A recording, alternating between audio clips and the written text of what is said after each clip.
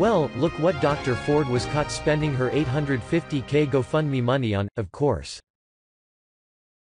So now that Supreme Court Justice Brett Kavanaugh is safely sitting on the Supreme Court, and Christine Blasey Ford is no longer making daily headlines, she's still actually making money via a GoFundMe account which is still collecting donations for a no-strings-attached amount that currently contains more than $633,000. Keep in mind this woman is extremely well off and lives in one of the wealthiest areas of the nation. Here is more via Slate. An October 3 message from Ford on the page, which was initially set up by an anonymous person or people identified as her neighbors and colleagues, says the funds will be used for security, housing, transportation and other related expenses incurred as a result of her public sexual assault allegation against Kavanaugh.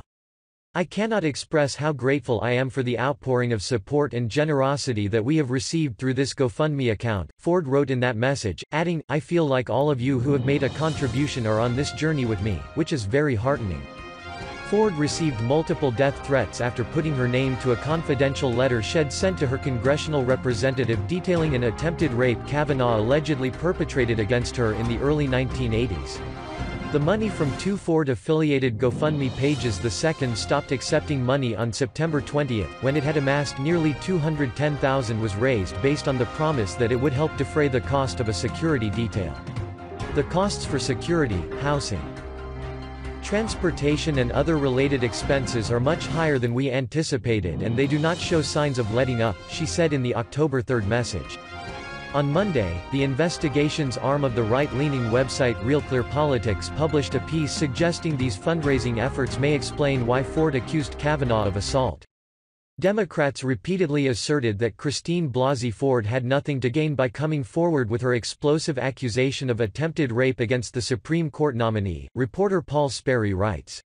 In fact, Ford stands to gain some $1 million and counting from national crowdfunding campaigns launched by friends and other supporters, while she is said to be fielding book offers.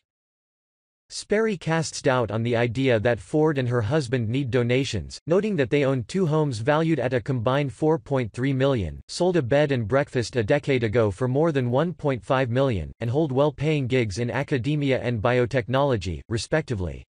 Sperry also questions where the GoFundMe money is going, since Ford's lawyers offered their services pro bono.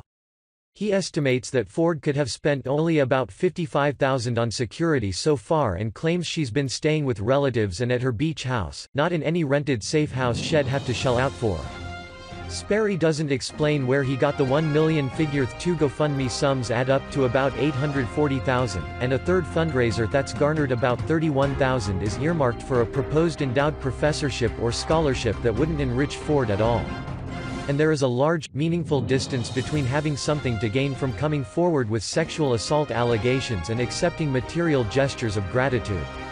I do not believe Ford lied about a sexual assault in hopes that someone would make her a GoFundMe. With that said, it does make me a little uncomfortable to watch more than 13,000 people give money to an already wealthy woman for unspecified expenses related to a sexual assault accusation when so many other survivors are trying to get by with far greater need and far less social, institutional, and financial support. Crowdfunding sites have made it easy for people to convert feelings of sympathy into monetary gifts. Occasionally, well-meaning attempts to help the victim of targeted mistreatment or random tragedy go viral, bringing the beneficiary a major windfall.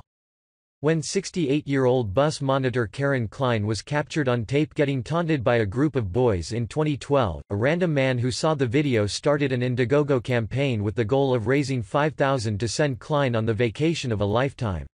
It ended up yielding more than $700,000, effectively setting her up for retirement, or a year of lavish spending, or whatever else she might want to do.